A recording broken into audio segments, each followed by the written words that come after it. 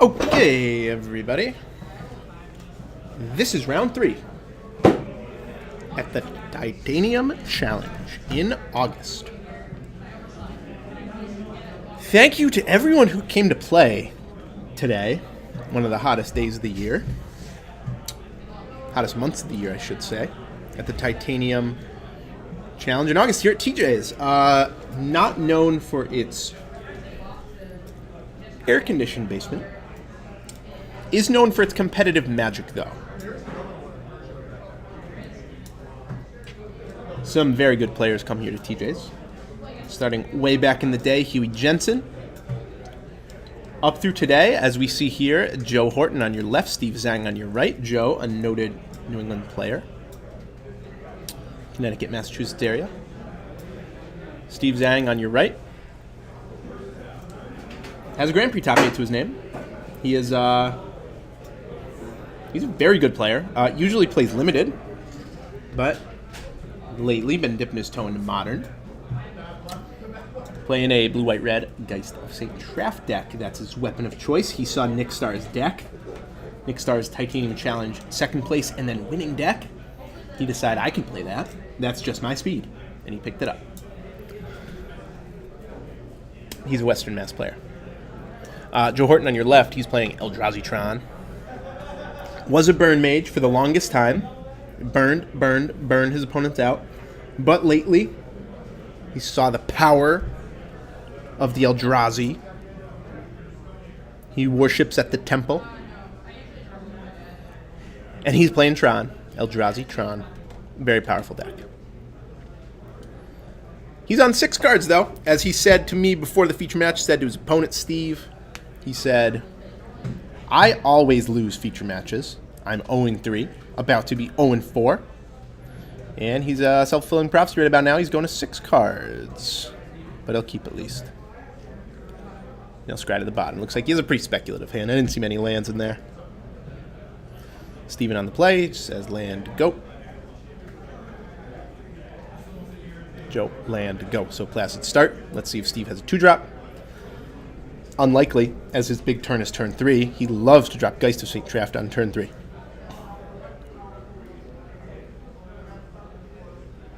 Joe says, nope, I'm going to play the first spell of the game. Walking Ballista, turn 2, X equals 1.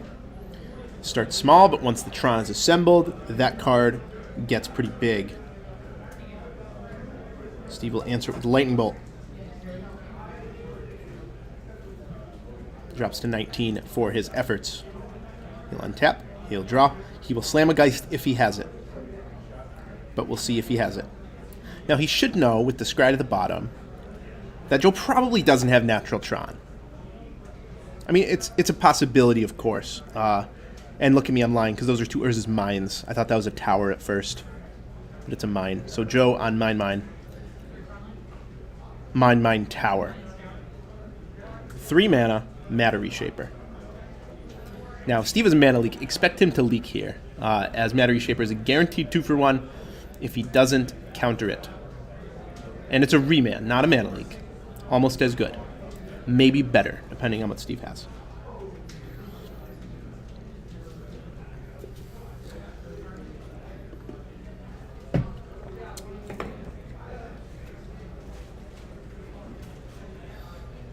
Now that Steve untaps with his white source, maybe now is the time he deploys the Geist. Although the Geist does not stack up very favorably to the Matter Reshaper. Gets in 4 damage, yes, but trades and then gives Joe an extra card.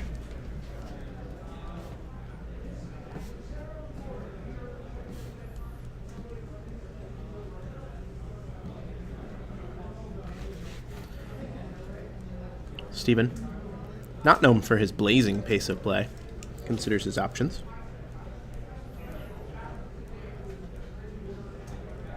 Gideon of the Trials, interesting. Very interesting. Recent addition, he told me before the tournament, I just want more Geist slots. I wish I could play more Geist to St. Traft. And he was thinking about adding Gideon of the Trials as a one-of. And he does it.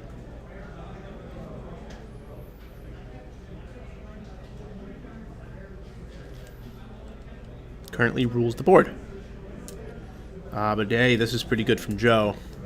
Chalice on 1 shuts off all paths to exile, all lightning bolts, all serum visions. From Steven. Steven now has to use this getting to the trials to win quickly, because the longer this game goes, the more mana Joe has, the more dead cards Steve draws.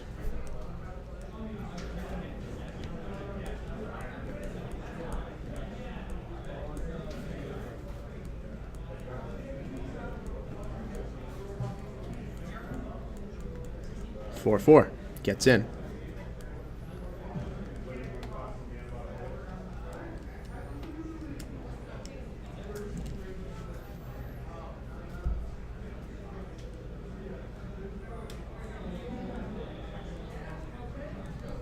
And says go. Could be representing that he has a bunch of 1-drops. Could be representing any amount of counter magic. Joe lays a land. Plays the Matter Reshaper. A little bit interesting with the land drop from Joe. Not really playing around anything. I would have liked to have him hold the land, I think. Just so Steve has less information.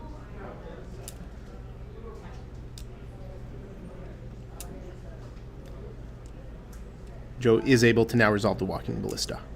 A 1/1. Steve has no path available to him.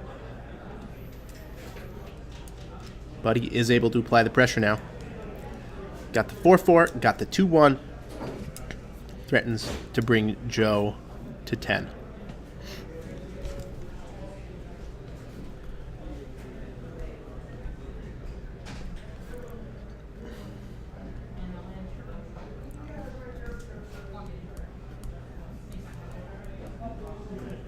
Joe trades off.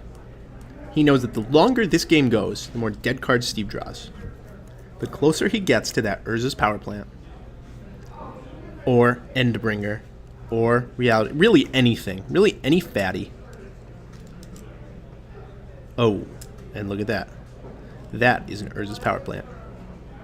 That is a pretty good magic card in this situation. Endbringer, the play from Joey. Joey boy. Joey Fast Fingers. Joey Card Flicker. Joey Tron Master. Joey 2-0.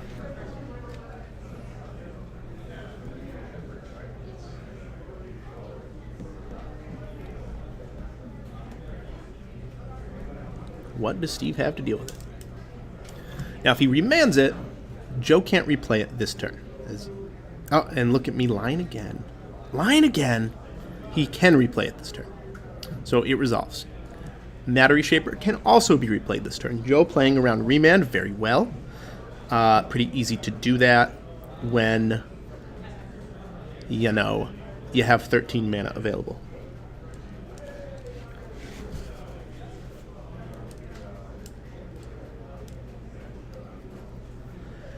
End of turn for Steve. What's he going to do? Is he going to deploy this Restoration Angel? Pressure Joe's life total, which remains at 16, as last turn he blocked and then shot Snapcaster. So Resto, that's a lot of turns for Restoration Angel to kill Joe. At least 5.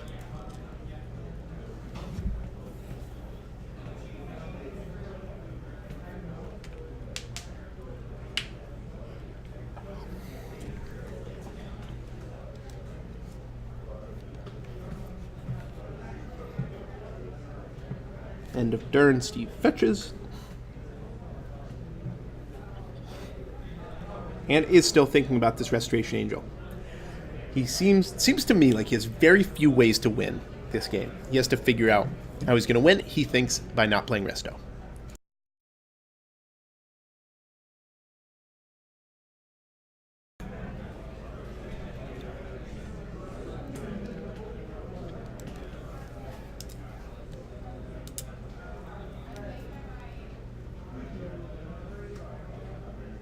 Land drop. Now, Helix Snap Helix is a start, for sure.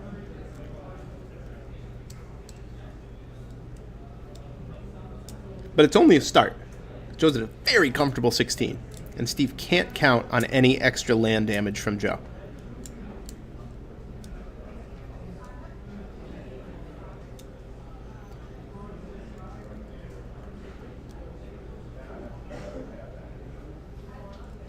Steve not giving up on this game. And wow, he sneaks 4 points in right there. That is promising. This opens up some avenues involving Lightning Helixes and Snapcaster Mages.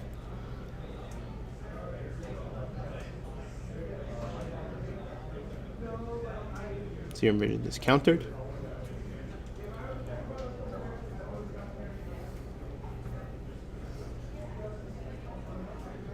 Steve tries to sneak it through, as you do, as you should.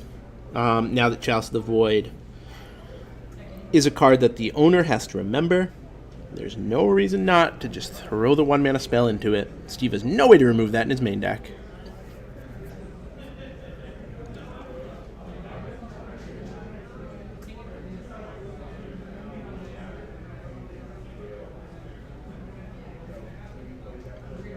Joe takes 3 off the Gideon, and then pings the Gideon. Joe with only land to go. Everything he has is on the battlefield, but Endbringer is a hell of a Magic card.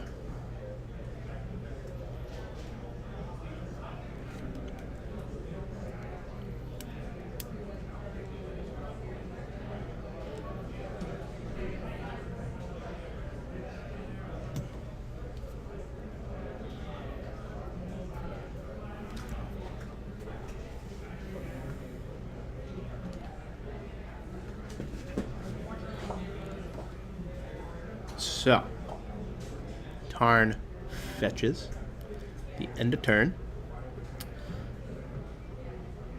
Helix might be a Helix. Use the mana effectively. Helix you, yep. Joe goes to 9. Celestial Colonnade's a pretty scary card in this situation.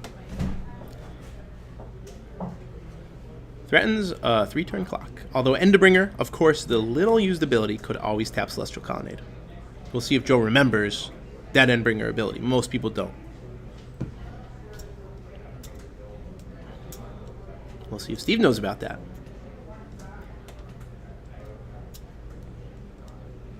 Still, a couple land drops away from Resto the Snapcaster into a spell. Geist of St. Traff for Steve.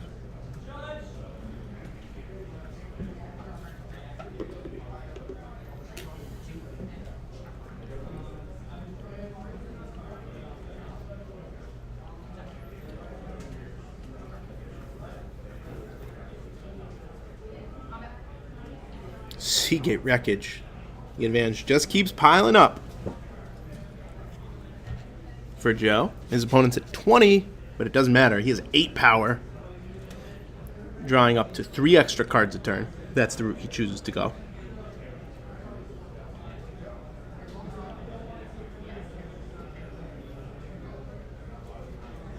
Steve at 13. No, 12. Says go.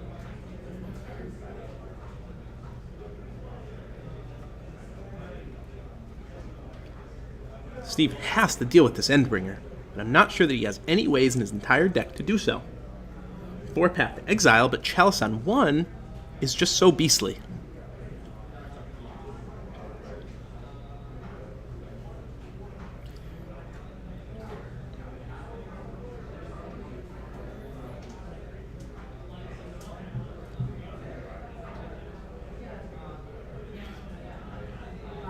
So, Geist serves as 4 damage to Joe. He's at 5. He's 2 Lightning Helixes away. A Snap Helix into only 2 damage necessary.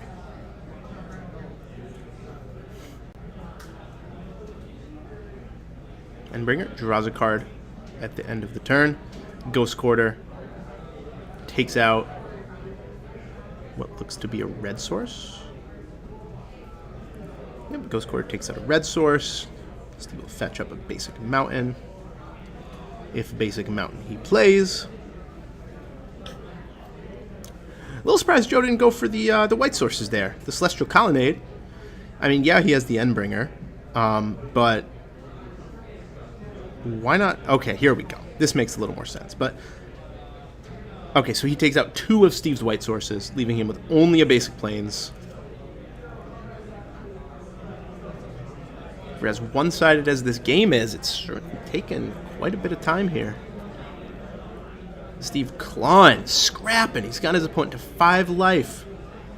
But all his lightning bolts are turned off.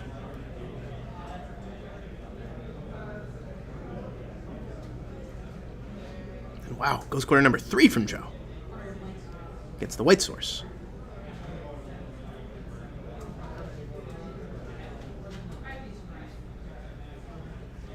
Any Resto Angel shenanigans will have to be done right now.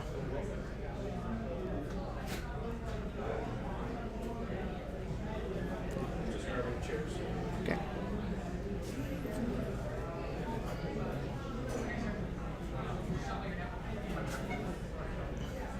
So, no basic lands usually are left in the stock Geist deck right now.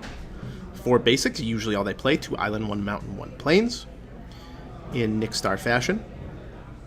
Oh. And this represents lethal. Does Steve have anything? He says, yep. In for lethal. Steve is scooping them up. He got his opponent to 5. Pretty close. But at the same time, pretty far. Still 2 burn spells away. Chalice on 1, really the key player in that game. Steve had Bolt, Snap Bolt, Path, Snap Path. These things available to him.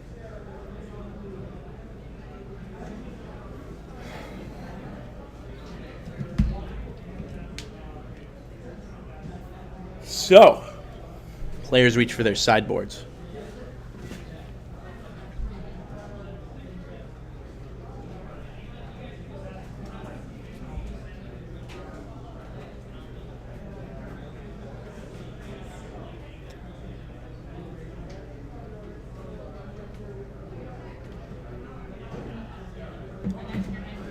Ceremonious rejection, for sure, coming in from Steve. Counter target colorless spell. Not target artifact spell. It's not a null.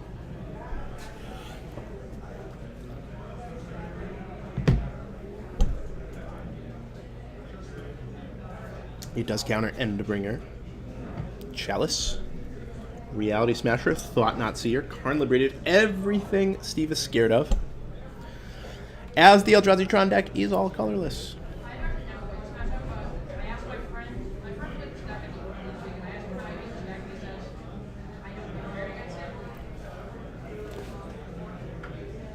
Also has things like extra removal spells. Maybe ones that don't cost a single mana. A card like Blessed Alliance shines here, as it both doesn't target, gets around Chalice, and has the extra mode of gain life. Expect Steve to have access to at least one of those, maybe 2, depending how he configured his sideboard.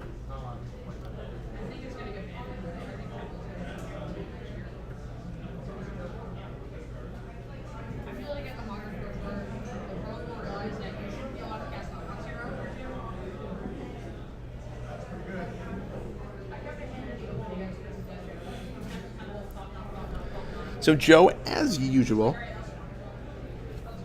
finished doing something before his opponent, this time sideboarding. Sometimes it's mulligan decisions, sideboarding combat. He's a fast player in general.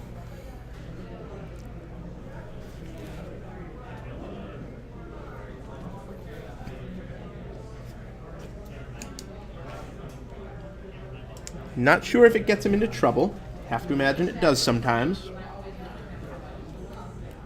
Playing too fast is one of the biggest ways to make a boneheaded mistake.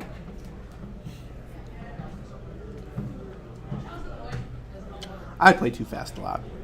It's easy to do, especially when you've been playing Magic for so long. The mental shortcuts are so there in your head. But that leads to missing things like Chalice the Void triggers. Leads to things like not having the opponent's life total correct. Or if you just simply ask them, hey, you're at 6, right? Before you double bolt and realize they're at 7. And as much grief as I give Steve about playing slowly, I'll tell you what, he makes a lot less dumb, avoidable mistakes than I do.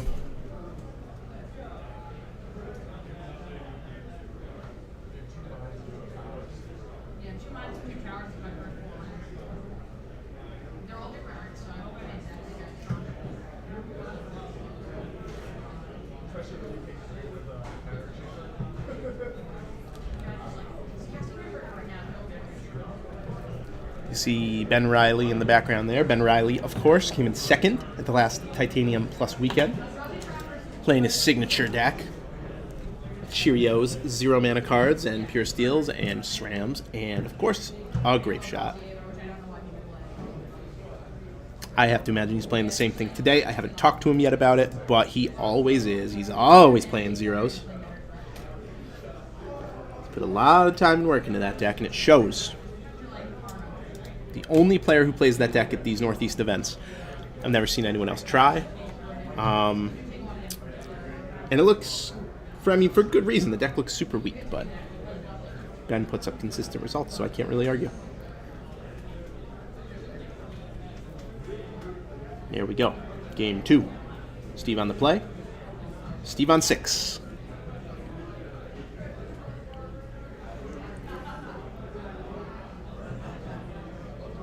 These players, of course, at 2-0. Looking to move on to 3-0. Very solid position to be in a 7-round tournament.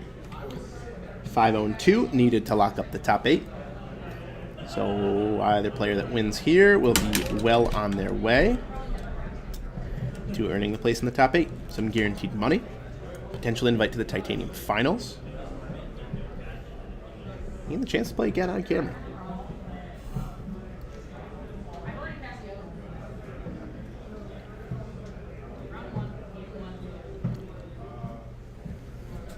Joe stands pat on 7.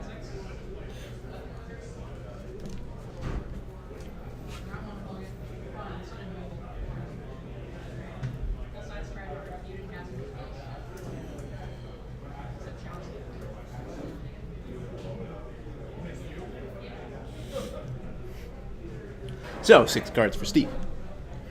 The Limited Master keeps his hand.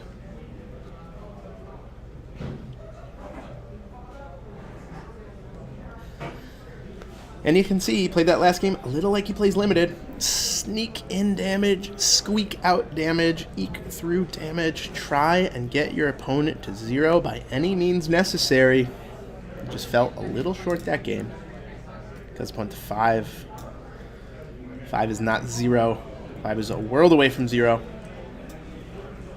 He'll try a little harder this game.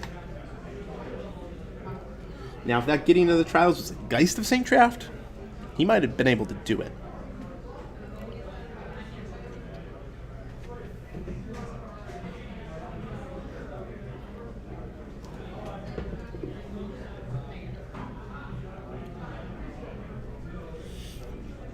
Turn 1. Steam Vents. Untapped. Probably a Serum Visions on the horizon for Steve. After he thought for a long time about a scry, he immediately shuffled the card away. So it goes in Modern. Serum Visions. Draw a card. Scry 2. Card is drawn. 2 cards are scryed. And everyone twiddles their thumbs while one person manipulates their deck. The older formats are dominated by deck manipulation. Turbo Xerox style. Extra lands allow Steve to play, card manipulation allows Steve to cut extra lands and load up on 1-ofs and 2-ofs that he'll see statistically more often because of these Serum Visions for the low price of 1 mana on a few deck slots. That's how you deck build. That's how you do it. That's why Ancient Stirrings is so good. That's why Street Wraith is so good in that deck. It lets you play less cards. It lets you find your more important cards faster. In my personal opinion, that's why I think Street Wraith will be banned. Because it costs 0 mana. If Serum Visions costs 0 mana and 2 life, it would be so good.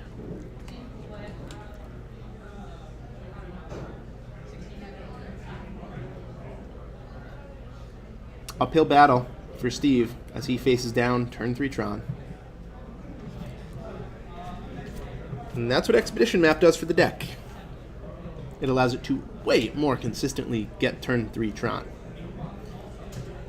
It allows you to keep a hand, say, with a Ghost Quarter, a Tron land, and a map, and if you're on the draw, you have 2 looks at 8 different cards that allow you to get turn 3 Tron. So powerful. Not to mention the fact that you don't even have to crack the map on turn 2 if you don't draw the Tron land. You can leave it on the board.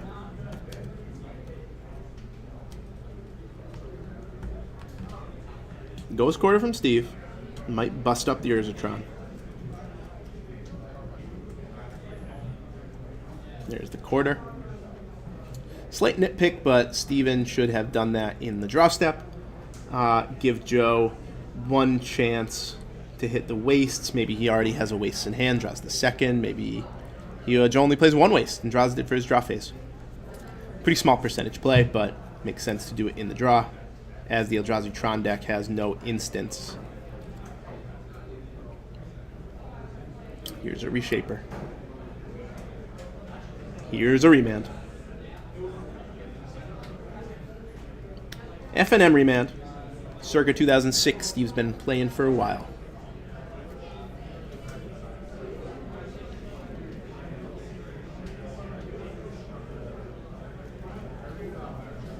Steve Zhang, one of the original members of the Hamden County All-Stars playtesting group, formed in, I'd say, early 2001. Something like that. Inaugural member. Hamden County All-Stars not seen too much nowadays. Most of them retired, but you know what? They're getting back in. I myself am a member, as is Steve, as is Pat Flynn in the background here.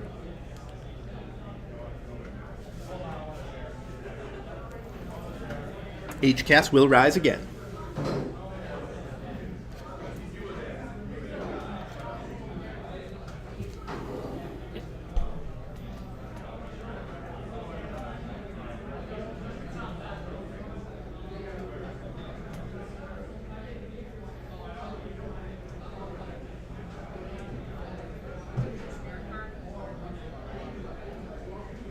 So, what does Steve have? Ooh. Okay, it's a Geist of Fate draft.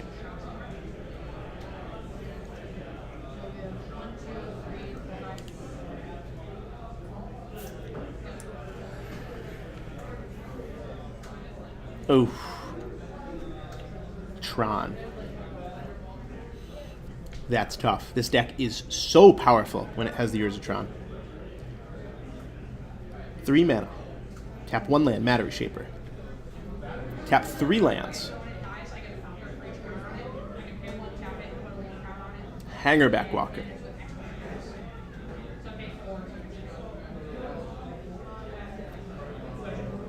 Now, Steve, a little unfamiliar with Hangerback Walker. Understandably, if you didn't play that standard format, it's, not a card that sees much play in Modern or Legacy. It's a double X artifact creature.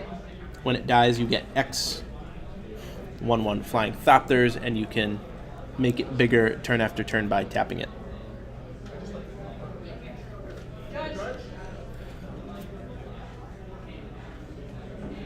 Pretty powerful. Amazing blocker against Geist of St. Draft. A must-path creature, I'd say, for Steve.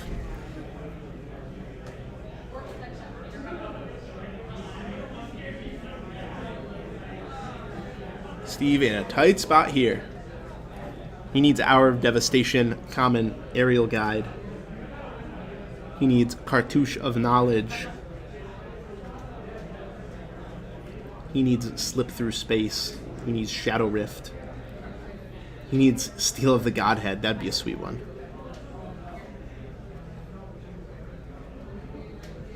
Unfortunately for him, none of these are in his deck. His deck is filled with remands and lightning bolts and mana leaks and snapcaster mages. Not much in the way of unblockability, as puny blockers have always been a problem for Geist of St. Draft. 2 for a 2/3 is amazing against it. And he does have a path.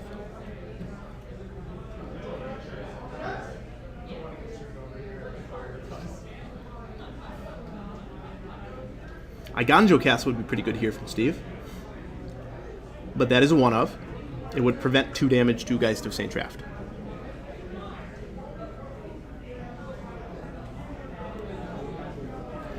But now Steve's tempo counters, Steve's limited counters, his mana leaks, his remands, gonna pale in comparison to the huge amount of mana that Joe has on turn 5. 10 mana on turn 5. Wow.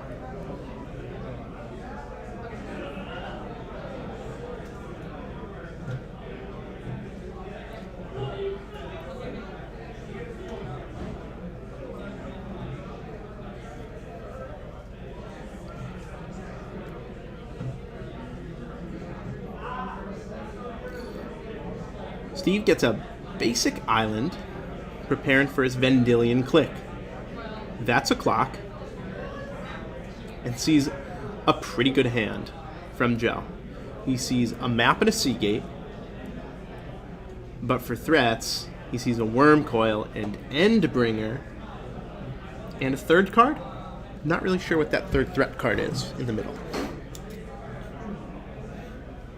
A Dismember, okay. A little curious that Joe didn't dismember the Vendilion.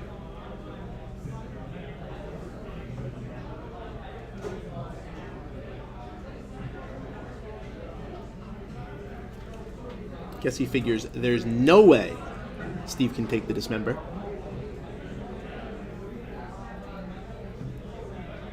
And also, if I were Joe, I'd be thinking, okay, how do I lose this game? Being burned out. Dismember would make him go to 16. And that opens up avenues like getting for 4 with my Angel, and then only 4 burn spells away. 2 burn spells and 2 Snapcaster Mages say. Less if there are Electrolyzers involved, Snapcaster getting for damage, things like that. Oof. Oof. Chalice on 1. Oof. Body blow to Steve Zhang. Worm Coil. Must answer.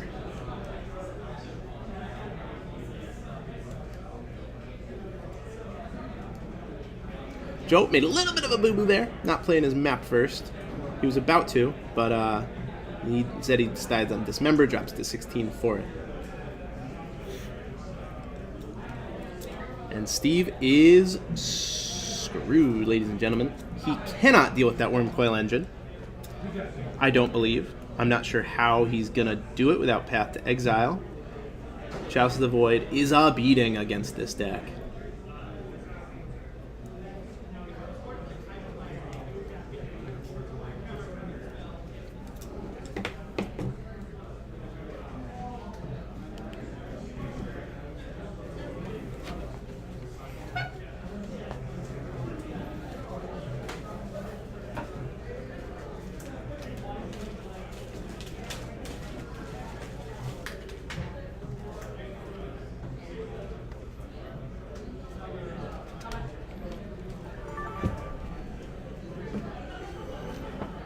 So look at this battlefield. Steve has 4 lands and a 2/2 versus 7 lands, 9 power, and a Chalice on 1. This is brutal. I don't see any way Steve can get out of this.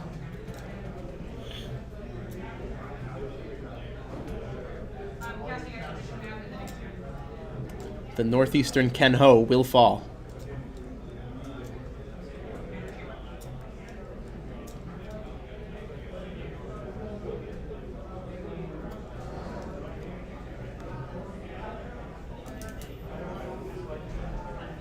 Remand. Pretty sad against the Eldrazi Tron. This matchup seems pretty miserable for Steve. On paper, it doesn't look that bad. Maybe he can tempo him out, but so many must answers from Joe Horton. Even Matter Reshaper is so good as it just blanks Geist of St. Draft.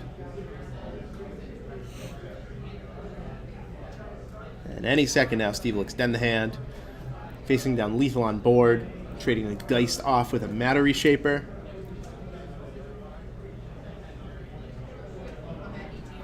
They do trade, and Joe gets his trigger. It's land. Go. Ugh.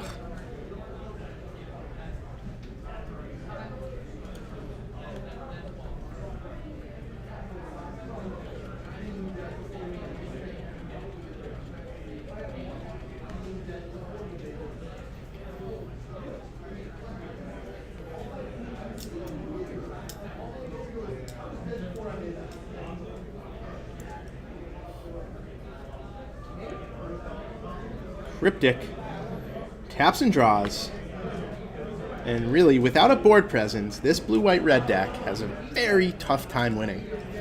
It can't come from behind very well. It has no Supreme Verdict. It has no Sphinx's Revelation. It's not easy. That's the trade-off you make when you play tempo deck.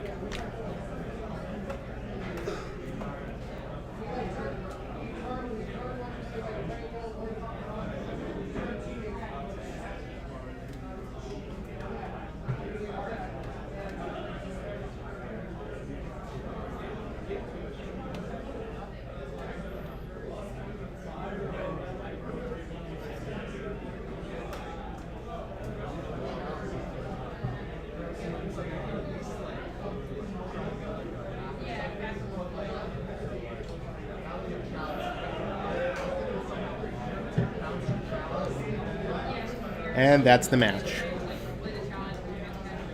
Joe Horton, way too many must-answer threats for Steve. Steve needed to stick a threat really quickly and ride it to victory.